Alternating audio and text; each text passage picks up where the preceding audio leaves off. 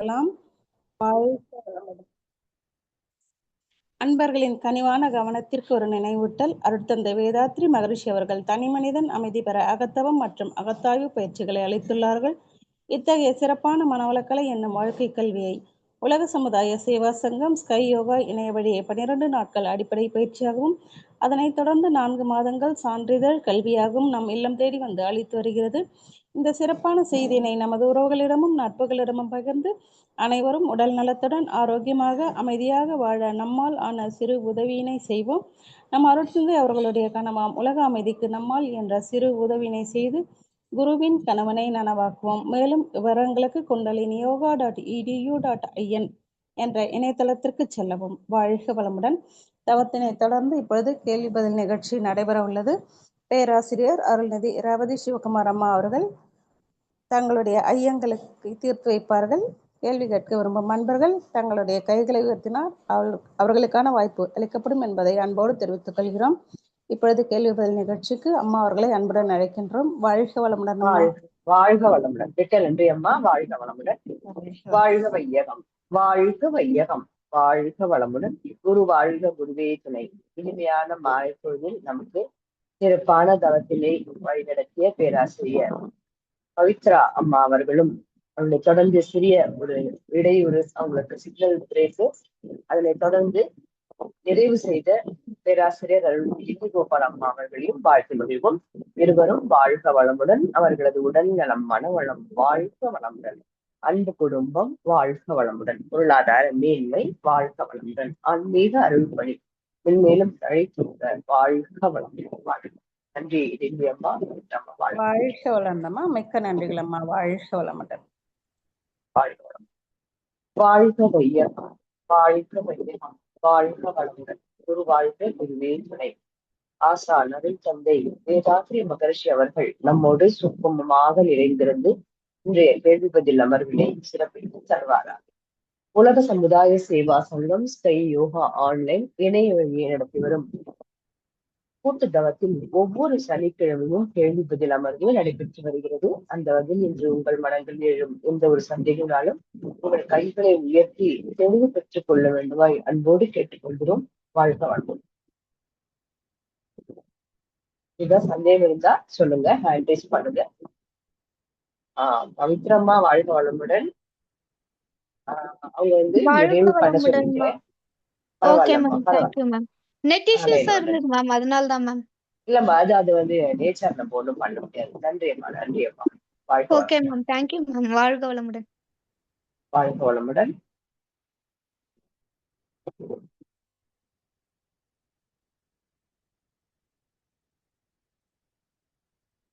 யாருக்காவது சந்தேகம் இருக்கா?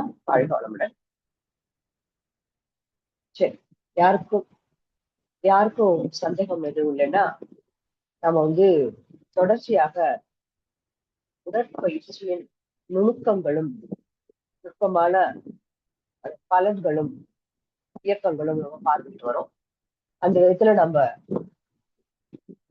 மக்கராசனம் பயிற்சி அதை பத்தி அதோட நுணுக்கங்கள் எல்லாம் பார்த்துட்டு இருக்கோம். அது வந்து மக்கராசனம் முதல்நிலை லைட்டா ரீகால் பண்ணிக்கலாம். ரொம்ப நாளாச்சு நம்ம அதை எடுத்துக்கொண்டு. மக்கராசன பயிற்சி வந்து ஒரு அருமையான ஒரு பயிற்சி. நம்ம வந்து முதுகு இப்ப இருக்கிற வாழ்க்கை முறையில நிறைய கண்டினியூஸா அவர்ஸ் டுகெதர் உட்கார்ந்து வேலை செய்யறாங்க. வண்டியில 2 வீலர் நிறைய ஓட்டுறது, அந்த அசைவு இல்லாம உடலுக்கு குறைவான அசைவுகளை கொடுக்கறது, இந்த மாதிரி இருக்கிறதுனால முதுகு தண்டுவடம் சார்ந்த பிரச்சனைகள் மட்டும் அல்ல, உடல் சார்ந்த பிரச்சனைகளும் நிறைய வருது. வயிறு சார்ந்த உறுப்புகள், உடல் சூடு அதிகமாகுது, ஒரே இடத்துல இருக்கும் பொழுது இந்த மாதிரி நிறைய பிரச்சனைகள் வருது. இதுக்கெல்லாம் ஒரு சிறப்பான பயிற்சி வந்து இந்த மக்கராசனம். அதுவும் இப்போ வந்து நல்லா இருக்கீங்களான்னு கேட்டா போன் பண்ணி கேட்கும்போது முதல் கேள்வி பிபி சுகர் இல்லாம இருக்கான்னு தான் கேட்கிறோம். அது ஜெனட்டிக் மட்டும் இல்ல, அது ரொம்ப காமனா இருக்கு. ஸோ டயபிட்டிஸ் அது பிரச்சனை இருக்கிறவங்களுக்கும் இந்த மக்கராசன பயிற்சி நல்லது ஒரு பயிற்சி. அது நம்ம அதை பத்தி டீடைல்ஸ் நம்ம எல்லாம் பார்த்துட்டு இருந்தோம். கண்டிஷன்ஸ் நமக்கு தெரியும். முதல் நிலை ஸ்டேஜ் 1 நேரா நிமிர்ந்து பார்த்து பண்றதுல கைகள் வந்து நம்ம 45% வச்சுக்கணுங்கிறது எல்லாருக்கும் தெரியும். அது சின்முத்திரையில இருக்கணும். அடுத்தது வந்து தோள்பட்டை தூக்கக்கூடாது. ரொம்ப அசைவு இல்லாம செய்யணும். இந்த சின்முத்திரையில வச்சு நம்ம பண்ணும்பொழுது என்ன நடக்குதுன்னா, மன ஓர்மை, மனம் வந்து ஒடுக்க ஆரம்பிச்சிடும். இது வந்து ஸ்பிரிச்சுவலி இடகலை பெண்களை அழுத்தம் கிடைக்கும் பொழுது சுழுமுனை நாடி வேலை செய்ய ஆரம்பிச்சிடும். நிறைய கொடுத்திருக்காங்க, நிறைய பலன்கள். சுவாமிஜி நமக்கு இது எத்தனையுமே அவருக்கு தெரியும். நமக்கு எல்லாருக்கும் புரியுற மாதிரி மேலோட்டமாக கொஞ்சம் அழுத்தமாக விளக்கங்கள் கொடுத்திருக்காங்க. இப்போ என்ன பண்றாங்க, அவருடைய பயிற்சி முறைகள் எல்லாமே ஆராய்ச்சிக்கு எடுத்துக்கிட்டு தொடர்ந்து ஆராய்ச்சி நடந்துகிட்டே இருக்கு. என்னுடைய directorate R&D research and development ஆடியால இருக்கு. ஸோ அங்க நண்பர்கள் நிறைய பேர் வந்து PhD பண்றாங்க. 100 பேர் மேல ஆராய்ச்சி முடிச்சிருக்காங்க. உடற்பயிற்சி, காயக்கல்பம், உடற்பயிற்சியில வந்து 14.8 எக்ஸ்பிரஷன் மட்டும், மக்கராசனம் மட்டும், இது மாதிரிலாம் எடுத்து பண்ணிருக்காங்க, தேசிய சப்மிட் பண்ணிருக்காங்க. ஸோ அவ்வளவு பலன்கள் நம்மளுடைய உடற்பயிற்சியில அத்தனை பலன்கள் இருக்கு. ஸோ அதுதான் நம்ம இப்போ தொடர்ந்து பார்த்துட்டு வரோம்.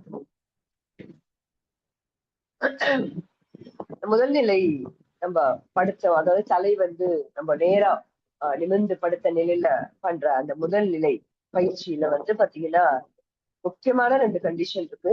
ஒண்ணு வந்து தலையை தூக்கக்கூடாது, அடுத்தது வந்து கண்ணு திறக்கக்கூடாது. என்ன காரணம் அப்படின்னு பார்க்கும்போது, நமக்கு எல்லாருக்கும் தெரியும் சாமிஜியோட பயிற்சிகளுக்கு நம்ம சைட் எஃபெக்ட்ஸே 100% கிடையாதுதான். ஆனாலும் இது வந்து மகரிஷி சொன்ன மாதிரியே செய்யும் போது நமக்கு எந்த இதுவும் கிடையாது. அப்படிதான் இல்லையா? மகரிஷி சொன்ன மாதிரியே செஞ்சுட்டோம்னா சுத்தமா நமக்கு எந்த பிரச்சனையும் கிடையாது. அந்த பயிற்சி செய்யும் பொழுது ஏன்னா நம்ம தலையை வந்து திருப்புறோம், ரைட் எண்டு கொண்டு போறோம். பொழுது வலது பக்கம் தலையை திருப்பிட்டு இடுப்புக்கு கீழே அப்படியே முறுக்கின மாதிரி ட்விஸ்ட் பண்ண மாதிரி லெஃப்ட் சைடு திரும்பிக்கிறோம். அதே மாதிரி இடது பக்கம் தலை பொசிஷன் வந்துட்டு இடது பக்கம் தலையை திருப்பும் பொழுது இடுப்புக்கு கீழே ரைட் சைடு திரும்பிக்கிறோம், உடம்பு திருப்புறோம். இது மாதிரி பண்ணும்போது தரையோடு ஒட்டி தலை இருக்கும்போதுதான் அது வந்து சரியான பயிற்சியா இருக்கும். மகிழ்ச்சி கொடுத்தது நம்ம தலை தூக்கிட்டு இந்த மாதிரிலாம் பண்ணும் பொழுது அது எங்கேயாவது பெசகிறதுக்கு சுளுக்கு பிடிக்கிறதுக்கு வாய்ப்பு இருக்கு. அதனால வேண்டாம், அதுதான், வேற ஒண்ணும் இல்லை. அப்புறம் கண்கள் திறந்த நிலையில கண்ணை திறந்துட்டு வேகமா தலையாட்டி பாருங்க, என்ன ஆகும் நமக்கு?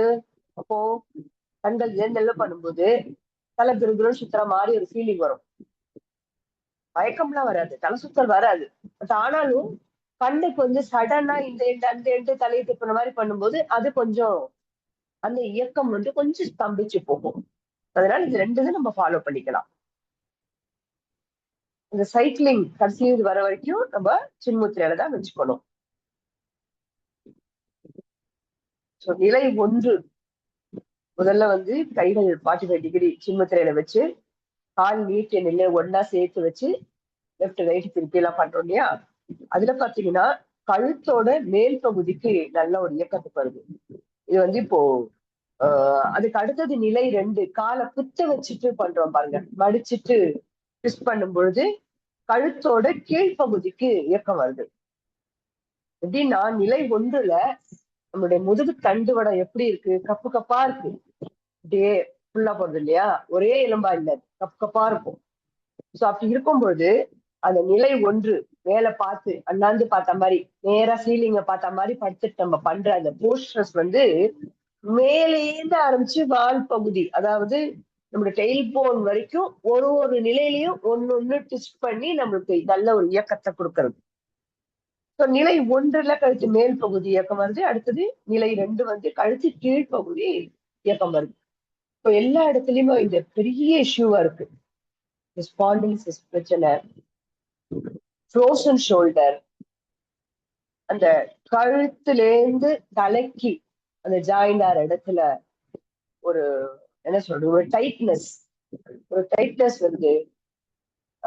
அதாவது நம்ம கழுத்து எலும்பு சேர்ற இடம் நமக்கு தெரியும். அதாவது 14.2% தெரியும். ஃபர்ஸ்ட் பாயிண்ட் அது தெரியும். அந்த இடம் வந்து ரொம்ப ஒரு முக்கியமான பாயிண்ட்.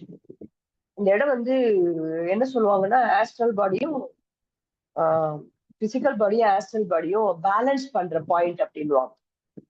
அந்த பாயிண்ட்ல இருந்து அந்த முதுகுத்தண்டு வழியா அது வழியா நமக்கு நரம்புகள்லாம் வந்து தலைக்கு போகுது, மூளை பகுதிக்கு போறது. அப்போ இந்த உடல் அசைவே இல்லாத போது, உடலுக்கு இயக்கமே ரொம்ப குறைவா இருக்கும் பொழுது, அந்த நரம்புகள் அந்த அசைவு இல்லாததுனால அந்த அசைவற்ற நிலைக்கு போறோம். நம்ம துரியாதீதத்தெல்லாம் போனோம், ஆனா உடல் அப்படி போயிடுது. ஒரு அழுத்தம் வந்துருது, அந்த இடத்துல ஒரு அழுத்தம் வந்துருது, ஒரு டைட்னஸ் வருது. சோ அதுவே என்ன ஆகும், அந்த பெயின் வந்து கழுத்துலேருந்து லெஃப்ட் ரைட் எல்போ வரைக்கும், காலு வரைக்கும் கூட அந்த நர்வ்ஸ் ஒரு கம்ப்ரெஷன் உண்டாகி அதுக்கு ஒரு வலியை கொடுக்கறது. இதுக்கு வந்து அற்புதமான மெடிசின் வந்து இந்த மக்கராசன பயிற்சி நிலை 1, 2. அது வந்து அது நல்ல ஒரு இலகுத்தன்மையை கொடுத்து, முக்கியமா மக்கராசனத்துல பாத்தீங்கன்னா மேரோஸ் லுப்ரிகன்ட் நமக்கு ஃபார்ம் ஆயிட்டே தான் இருக்கும், செக்ரிகேட் ஆயிட்டே இருக்கும். அது வந்து குறையாம இருக்கும். அப்பதான் ஒரு எலும்பு இன்னொரு எலும்பு உராய்வு இருக்காது, தேய்மானம் இருக்காது, அதனால ஒரு பிரச்சனையும் வராது. அடுத்தது நிலை 3 என்ன பண்றோம், இடது கால் மேல வலது கால் போட்டுக்கிறோம். போட்டுட்டு செய்யும் போது மார்பின் மேல் பகுதி பின்புறம், அதாவது முதுகு தண்டோட நம்மளோட மார்புக்கு இது எல்லாமே தண்டோடத்துக்கான பயிற்சியா நம்ம எடுத்துட்டு இல்லையா, சொல்றாங்க இல்லையா. சோ அந்த முதுப்பகுதி மேல் பக்கம் அடுத்தடுத்த போன் அதுக்கு நல்ல ஒரு இயக்கம் கிடைக்கிறது. நிலை 4 மார்பின் கீழ்ப்பகுதியில அந்த எலும்புகள் அதுக்கு இயக்கம் கிடைக்குது.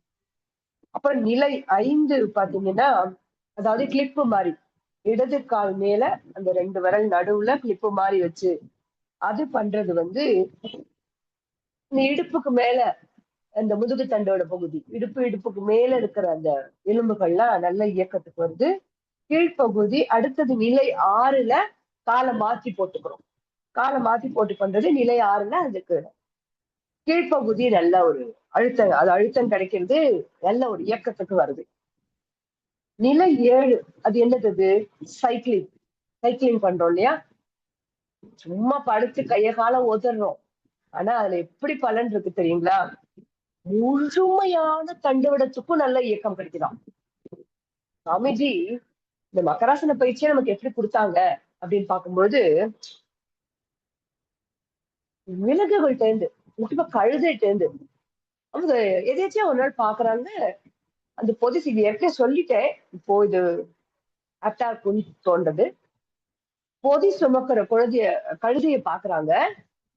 அது சுமந்து அது போய் சேர வேண்டிய இடம் வந்த உடனே அந்த சுமைய அவங்க எடுத்துடுறாங்க. எடுத்த உடனே அது என்ன பண்ணுது, அப்படியே தரையில படுத்து மல்லாந்து படுத்து கையை காலெல்லாம் நல்லா உதறி விட்டு இப்படி திரும்பி அப்படி திரும்பி பண்ணிட்டு ஃப்ரெஷ்ஷா எழுந்துடுதான்.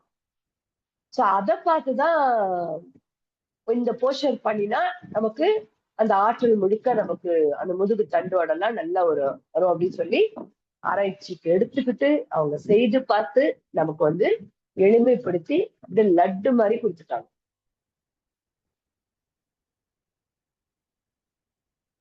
அப்ப நம்ம பயிற்சி இது செய்யும் பொழுது கண்ணை மூடிட்டு செய்யறோம் இல்லையா. இப்ப கண்ணை மூடிட்டு செய்யும் போது இதெல்லாம் ஞாபகம் வச்சுக்கலாம். நிலை 1ன்னா நிலை 1, 2 கழுத்து பகுதியில நமக்கு இயக்கம் வருது. நிலை 3, 4 மார்பு முன்னாடியில நம்ம அடையாளத்துக்கு சொல்றோம், அது அப்படியே பின்பக்கம் அந்த முதுகு தண்டுவிடும். அது வந்து இயக்கத்துக்கு வந்து மின்புறம் மேல் பகுதி கீழ்ப்பகுதியுமா நல்ல இயக்கத்துக்கு வருது. 5, 6 நிலை 5, 6 பண்ணும்போது இடுப்பு பகுதி சார்ந்த அந்த எலும்புகள் கப்பா இருக்கு இல்லையா, அங்க மேல் பகுதி அடுத்தது கீழ்ப்பகுதி நல்ல இயக்கத்துக்கு வருது. இந்த மனசு அப்படின்னு நம்மளோட பயிற்சிகள் என்னங்க, மன வளக்கலை, உயிர் மேல மனம் வைத்து மெடிடேட்டிவ் பிராக்டிஸ் எக்ஸசைஸ். அப்ப மனசை வச்சு நம்ம இந்த பயிற்சி செய்யும்போது இன்னும் எஃபெக்டிவா இருக்கும். மொத்தத்துல பாத்தீங்கன்னா இந்த டிஸ்க் பிரச்சனை எல்லாம் வருது இல்லையா, நிறைய பாக்குறோம் டிஸ்க் ப்ராப்ளம். அதுக்கு வந்து நல்ல தீர்வு இது. கண்ணை மூடி மெடிடேட்டிவா தவம் மாதிரி நம்ம செய்யும் பொழுது அப்ப உணர்ச்சி நிலை கடந்து உணர்வு நிலைக்கு போறோம். அந்த தவ உணர்வு நமக்கு இதுல கிடைக்கும். உடற்பயிற்சியே ஒரு தவம் தான் சொல்றாங்க. அந்த இதுக்கு வரும். இந்த மக்கராசன பயிற்சி வந்து முழுமையான உடற்பயிற்சியே பிசிக்கல் பாடிக்கான பயிற்சி தான் சொல்றோம். பட் அது ஸ்பிரிச்சுவல் ஜேர்னிக்கும் ரொம்ப சப்போர்ட்டா இருக்கும். எப்படின்னு பார்க்கும்பொழுது நமக்கு அந்த ஸ்ட்ரிச் பண்ணி எல்லாம் பண்ணும்போது முதுகெலும்போட அடி, அதாவது வால் பகுதி வரைக்கும் நம்ம வந்து நல்ல இயக்கம் கொடுக்குறோம், அழுத்தம் கொடுக்குறோம். இப்போ அவங்க வால் பகுதிக்கிட்ட எங்க இருக்குங்க, மூலாதார சக்கரம் இருக்கு. மூலாதாரம் ஆக்டிவேட் ஆகுது. மூலாதாரம். அதனாலதான் சாமிஜி என்ன சொன்னாங்க, மண்டங்களுக்கு எல்லாம் போனாலும் சரி, நம்ம ஆன்லைன்ல கத்துக்கிட்டாலும் நாம வந்து ஃபர்ஸ்ட் உடற்பயிற்சி தான் சொல்லி கொடுப்பாங்க. உடற்பயிற்சிக்கு அப்புறம் தான் தவத்துக்கு வருவாங்க. ஏன்னா உடற்பயிற்சி செய்து உடலை தவத்திற்கு தயார் பண்றவங்க. தயார் செய்யும் பொழுது உடல் இலகுத்தன்மை, இந்த பிளெக்சிபிலிட்டி, கண்டினியூஸா ஒரு 1/2 மணி நேரம் உட்காந்து தவம் பண்ணோம்னா உடல் அங்கங்க மரத்து போகாம வலி இல்லாம செய்யறதுக்கு மட்டும் இல்ல, உட்கார்ந்து நம்ம இந்த குண்டலினி ஆற்றல், அந்த சக்கரங்கள், அந்த மூலாதாரம் சக்கரங்கள் எல்லாம் நல்லா ஆக்டிவேட் ஆகி நம்ம தவம் செய்யும் பொழுது அந்த குண்டலினி ஆற்றல் மேல்நிலை பண்ணோம், மேல்நிலை தவம் செய்தோம்னா மேலே இருந்து நமக்கு அந்த தவ ஆழ்வுக்கு நம்மளை கூட்டிட்டு செல்லும். அந்த மாதிரி ஒரு அருமையான பயிற்சி தான் சாமிஜி கொடுத்திருக்காங்க. கழுத்து, மார்பு, இடுப்பு சார்ந்த அந்த பிரச்சனைகள்லாம் கூட சரியாதுங்கிறாங்க. ஒரு இதா குயிக்கா பார்க்கலாம்.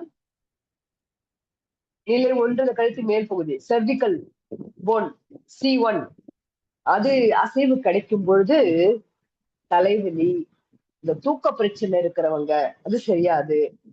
ஹை பிளட் பிரஷர், பிபி இருக்கு இல்லையா, ஜாஸ்தியா இருக்கு இல்லையா, அது எல்லாம் வந்து பேலன்ஸ் ஆகுது அந்த ஃபர்ஸ்ட் பொசிஷன்ல. அடுத்தது வந்து நம்மளுடைய பொசிஷன்ல ஃபர்ஸ்ட் செர்விக்கல் போன். அடுத்தது C2, அது அசைவு கிடைக்கும் போது சைனஸ் சம்பந்தப்பட்ட பிரச்சனைகள் சரியாதுங்கிறாங்க. காது வலி சம்பந்தப்பட்ட பிரச்சனை சரியாது. கண்களுக்கு ஆற்றல் கிடைக்குதுங்கிறாங்க. ஆச்சரியமா இருக்குல்ல. ஆமாங்க, தலைவலிக்குதுன்னு மாத்திரை போட்டுக்கிறோம், மாத்திரை வயிற்றுக்கு தான் போகுது, ஆனா தலைவலி போகுது இல்லையா, இல்லையா? ஒரு லாஜிக்கா சொன்னேன்னா, அப்ப இது மகராசன பயிற்சி கூட அப்படிதான். மகராசனம் முதுகுத்தண்டு மட்டும் நினைச்சிட்டு இருக்கோம், இல்ல, அவ்வளவு பலன்கள் இருக்கு. ஒரு சர்வரோக நிவாரணின்னு சொல்லலாம்.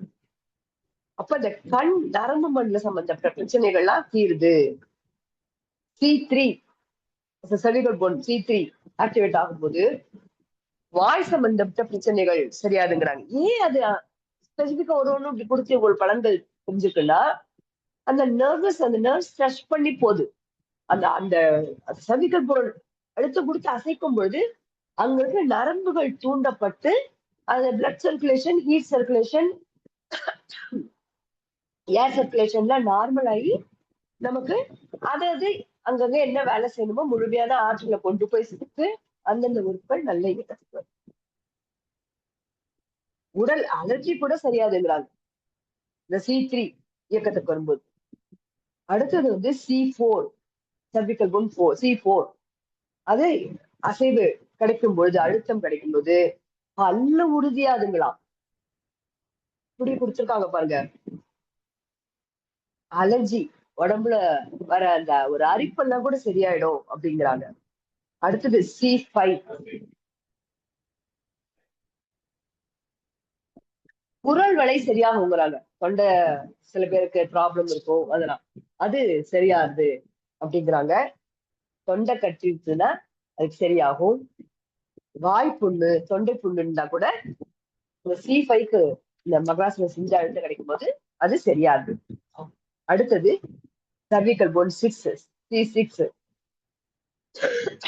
கழுத்து வலி, செர்விக்கல் ஸ்பாண்டிலிசிஸ், கழுத்து வலி சரியாகுது அப்படிங்கிறாங்க. அடுத்தது C7, நம்ம ஏற்கனவே சொன்னோம் இல்லையா, ஸ்தூல உடலையும் சூக்கும உடலையும் இணைக்கின்ற அந்த பாயிண்ட், அதாவது நம்ம 14 பாயிண்ட் அக்யூப்ரெஷர்ல ஃபர்ஸ்ட் பாயிண்ட். நிமிஷம் லைன்ல இருந்து.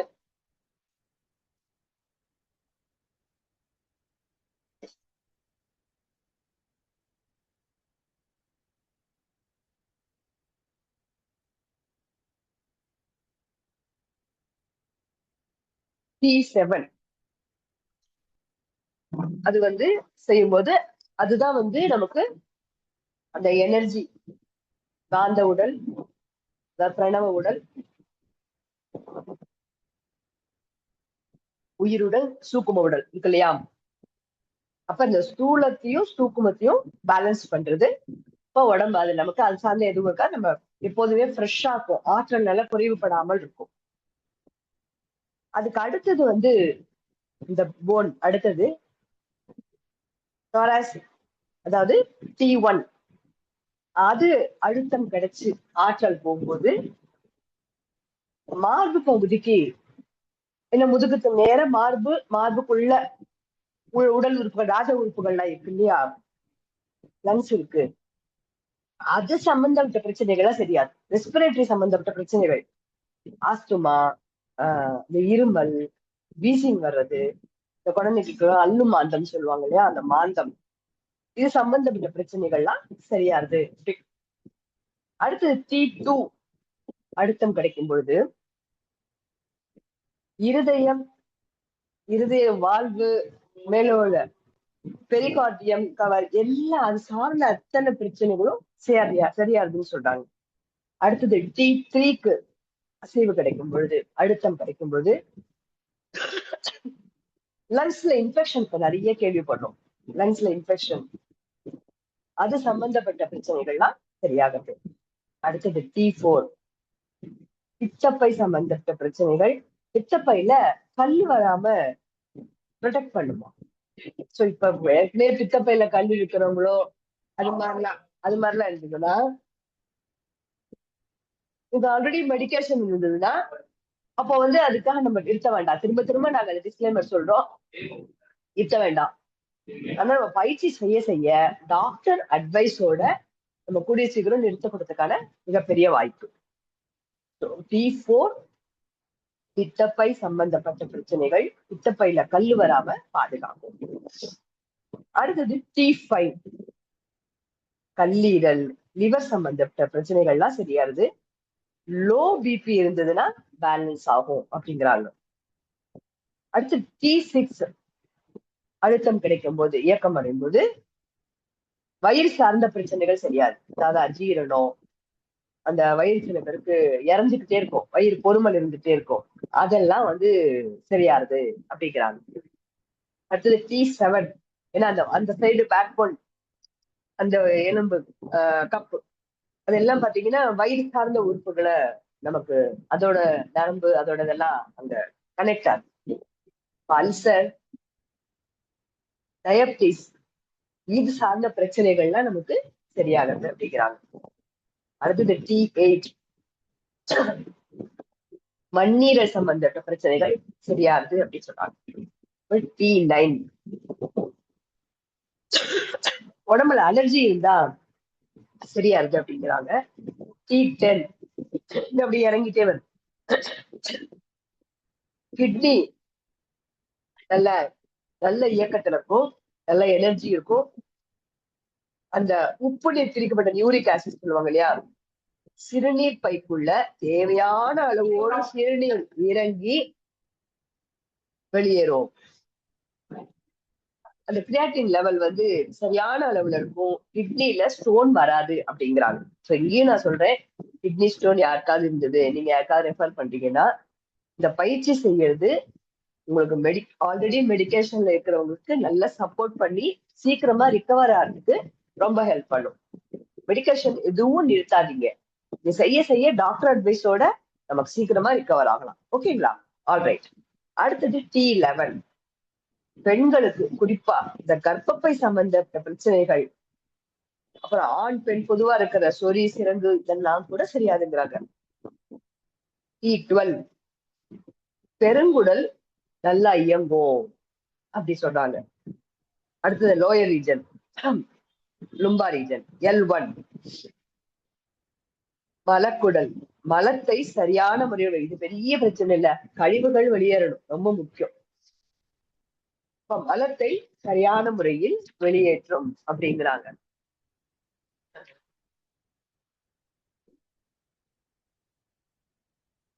L2 உடல் வாழ்வு அப்பெண்டிசிட்டிஸ் நிறைய பேருக்கு வருது இல்ல, அந்த பிரச்சனையில இருந்து நம்ம தப்பிச்சுக்க முடியும், அது வராம இருக்கும். அடுத்தது L3 சிறுநீர்ப்பை தொந்தரவும் ப்ராஸ்டேட் கிளாண்ட் சம்பந்தப்பட்ட பிரச்சனைகளும் சரியாகும் அப்படிங்கிறாங்க.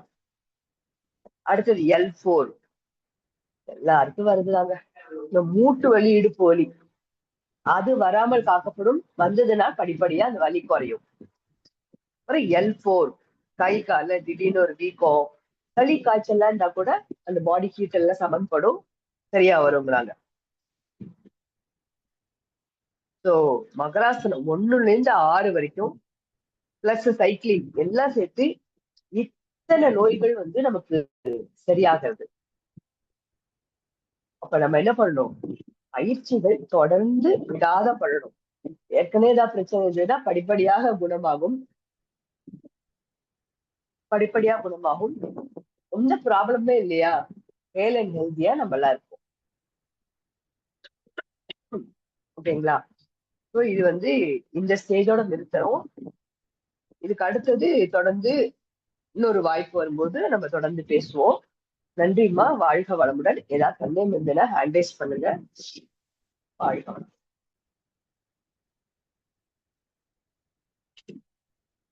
லிலிமா, நீங்க உள்ள வந்துடலாம். வாழ்க வளமுடன்மா. அது ஹேண்ட் ரைஸ் இருக்கான்னு பார்த்தோம்மா. வாழ்க வளமுடன். இன்று நமக்கு மிகவும் சிறப்பாக மகராசனத்தின் பலன்களை நமக்கு எடுத்து கூறிய நமது பேராசிரியர், அன்புக்குரிய பேராசிரியர் ரேவதி சிவகுமார் அம்மா அவர்களை நாம் வாழ்த்துவோம். பேராசிரியர் ரேவதி சிவகுமார் அம்மா அவர்களும் அவர்கள் தம் அன்பு குடும்பமும் அருட்பேராற்றல் கருணையினால் உடல் நலம், நீல ஆயுள், நிறை செல்வம், உயர்ப்புகள், மெய்ஞானம் ஓங்கி வாழ்க வளமுடன், வாழ்க வளமுடன், வாழ்க வளமுடன். ஸ்கை ஆன்லைன் மெடிடேஷன் தினசரி நிகழ்வுகள் பற்றிய அறிவிப்புகள். காலை 5 மணிக்கு நம் அருட்தந்தை அவர்களுடைய பாடல்கள், அதனைத் தொடர்ந்து 5:30 மணிக்கு தவம், 6 மணிக்கு வீடியோ அண்ட் ஆடியோவில் உடற்பயிற்சி வகுப்பு இடம்பெறும், அதனை பார்த்து கொண்டே நாம் செய்யலாம். மாலை 6 மணிக்கு நம் அருட்தந்தை அவர்களுடைய பாடல்கள், 6:25க்கு மாலை காயகல்பம், 6:30 மணிக்கு தவம், 7 மணிக்கு சிந்தனை விளக்கம், 7:30 மணிக்கு உலக நலவாழ்த்துடன் நிகழ்ச்சிகள் நிறைவு பெறுகின்றன. பிரதி சனி மாலை தவத்தினை தொடர்ந்து 7 மணி முதல் 7:30 மணி வரை ஐயம் தெளிதல் நிகழ்வு நடைபெறும். பிரதி ஞாயிறு மாலை 7 மணி முதல் 7:30 மணி வரை சிறப்பு சிந்தனை நடைபெறும். உலக நலவாழ்த்து. உலகமெல்லாம் பருவமழை ஒத்தபடி பெய்யட்டும், உழவரெல்லாம் தானியத்தை ஒப்புடனே பெருக்கட்டும், பல தொழில்கள் புரிகின்ற பாட்டாளி உயரட்டும், பகுத்துணர்வில் தொகுத்துணர்வு பண்பாட்டை உயர்த்தட்டும், கலகங்கள் போட்டி பகை கடந்தாட்சி நடக்கட்டும், கல்லாமை கடன் வறுமை களங்கங்கள் மறையட்டும், நலவாழ்வை அளிக்கும் மெய்ஞான ஒளி வீசட்டும், நம் கடமை அறவாழ்வின் நாட்டத்தே சிறக்கட்டும், நம் கடமை அறவாழ்வின் நாட்டத்தே சிறக்கட்டும், நம் கடமை அறவாழ்வின் நாட்டத்தே சிறக்கட்டும். வாழ்க வையகம், வாழ்க வையகம், வாழ்க வளமுடன். மனமகிழ்வோடு இன்றைய நிகழ்வினை நிறைவு செய்து கொள்வோம். மீண்டும் நாளை சந்திப்போம். நாளை மாலை 6:30 மணிக்கு சந்திப்போம். அனைவருக்கும் நன்றி. வாழ்க வளமுடன், வாழ்க வளமுடன். வாழ்த்துறைக்கு நன்றிக்குமா. சாட் பாக்ஸ்ல போட்டிருக்கீங்க. அனைவருக்கும் நன்றி. வாழ்க வளமுடன்.